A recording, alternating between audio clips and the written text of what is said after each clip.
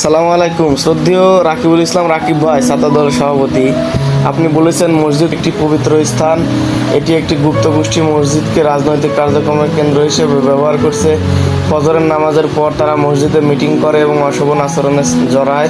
আমরা ইসলামের ধারক বাহকদের শ্রদ্ধা করি, তবে মসজিদ যেন রাজনীতির কেন্দ্র না হয় সেদিকে সবাইকে সচেতন থাকতে হবে। যাই হোক, আপনার কথাটাকে আমি খুবই গুরুত্ব দিচ্ছি, সুন্দর কথা বলেছেন।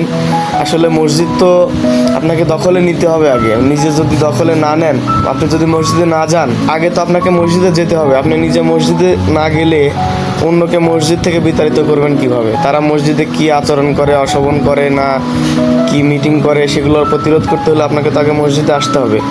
আপনি নিজে মসজিদে আসুন, তারপরে আপনার দলবল নিয়ে মসজিদে আসুন, মসজিদে নিয়মিত মসজিদের খেদমত করুন, ফজরের নামাজে শরিক হন, তারপরে তাদেরকে প্রতিহত করেন। তখন নয় তারা নদীর পাড়ে অথবা মাঠে তাদের প্রোগ্রামগুলো করবে বা তাদের কার্যক্রম করবে। যে আচরণই করুক তারা সেরকমভাবে করবে, কিন্তু তার আগে আপনারা মসজিদটা দখল নেন।